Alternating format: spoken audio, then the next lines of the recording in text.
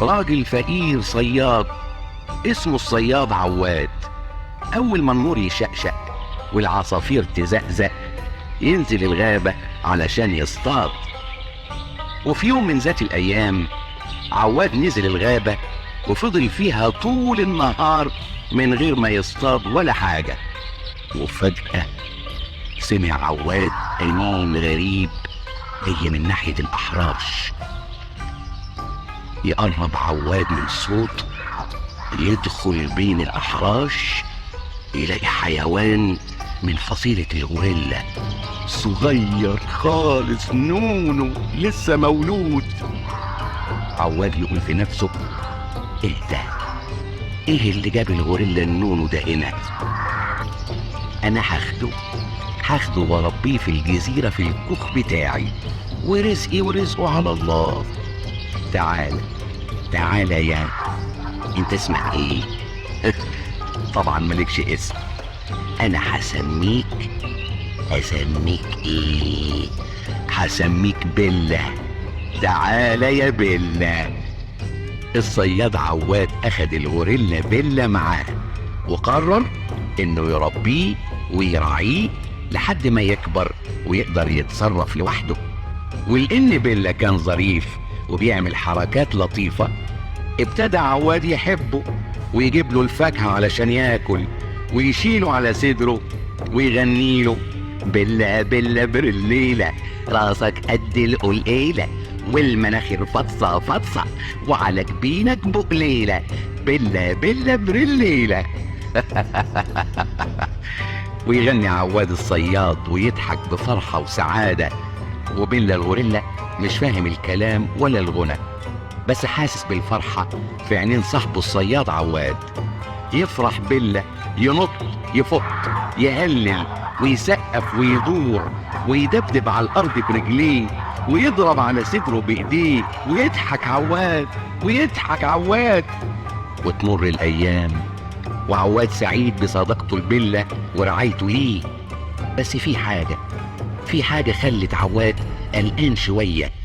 عواد بيقول إن بيلا من نوع غير عادي من أنواع الغوريلا، وعواد صياد عايش عمره كله مع الحيوانات وعارفها كويس. عشان كده بيأكد إن بيلا مش ممكن يكون غوريلا عادي، مش ممكن أبدا. ليه يا عواد؟ لأن بيلا بيكبر بسرعة مخيفة وبيزيد في الحجم بشكل مهول. مثلا عمره دلوقتي 2 شهر، لكن بصوا شوفوا دراعه يجي 2 متر وزيادة، ولا صدره اللي بقى عامل زي العتبة بتاعت البيت، ولا رجله اللي قد الشجرة، وكل ده كله وعمره يا دوب 2 شهر. طب وبعدين في حاجة تانية مخوفاني منه: قوته الرهيبة. ده عنده قوة خارقة للعادة زي ما بيقولوا. أنا بصراحة خايف منه وناوي أتخلص منه بأي طريقة. إيه؟ تتخلص من بيلا؟ أيوة، ده صاحبك يا عواد، ده حبيبك اللي ربيته زي ابنك، بس وجوده خطر عليا، ده ممكن يقتلني في أي لحظة. انتوا مش متصورين حجمه كبر قد ايه. بيلا يقتلك يا عواد؟ تفتكر بيلا ممكن يأذي أعز مخلوق عنده اللي هو انت؟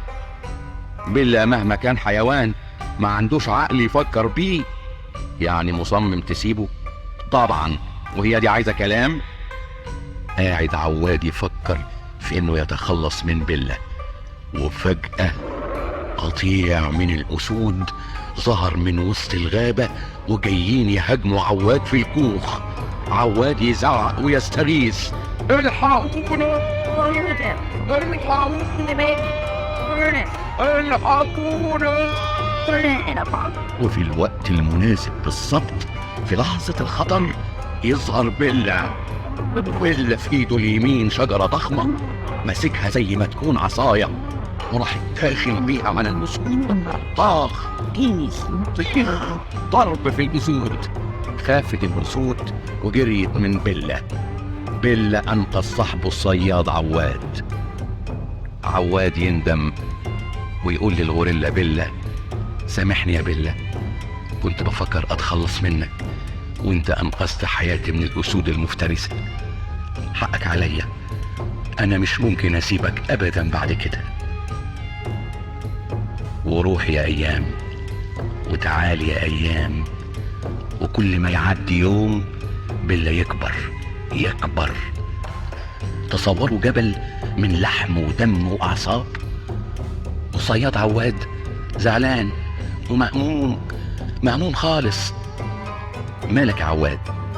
انت زعلان من ايه؟ انا مش زعلان، انا بس قلقان وخايف من بيلا. الضخامة بتاعته دي مخلياني مش مطمن ابدا. قصدك ايه يا عواد؟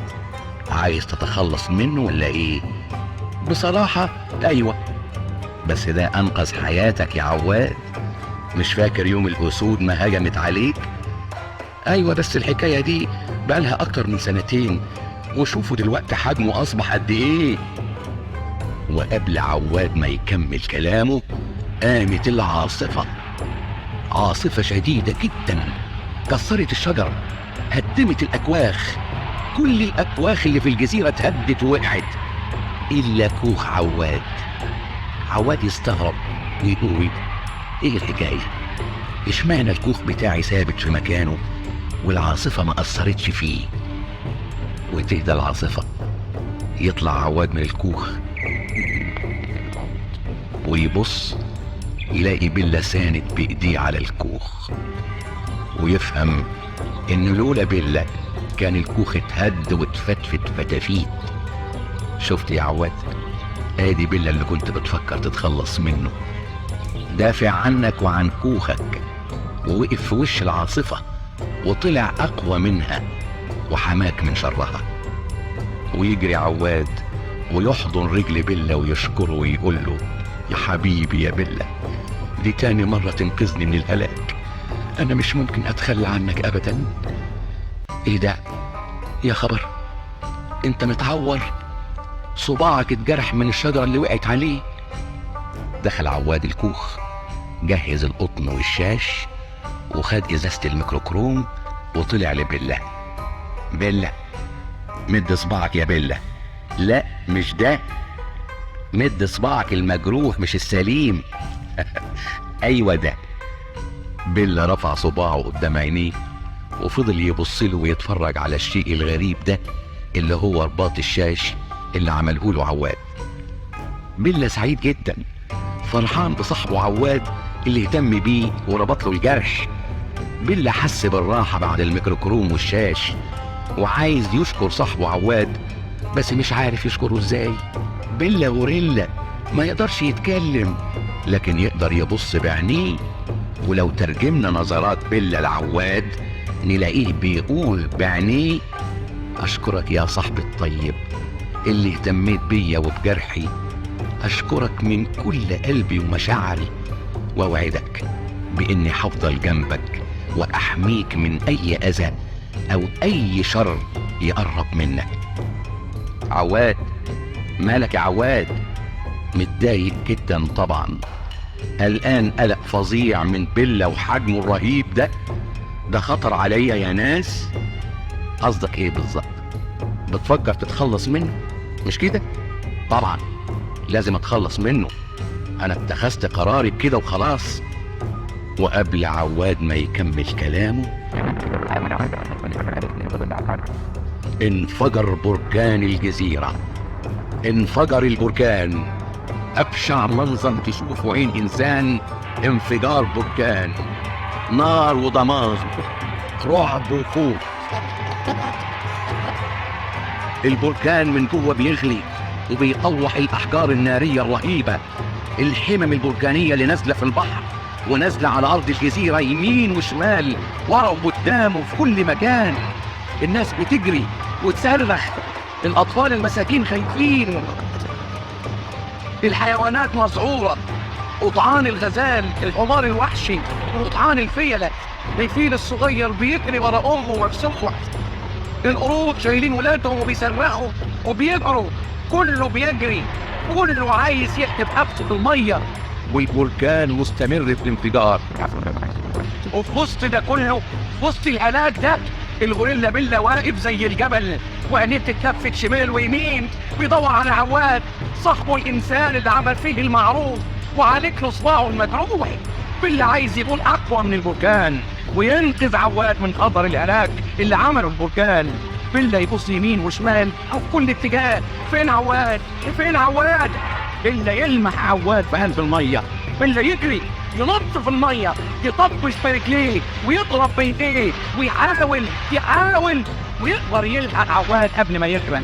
بالله يمد ايده ويمسك عواد من وسطه ويرفعه لفوق علشان يحميه من الغرق.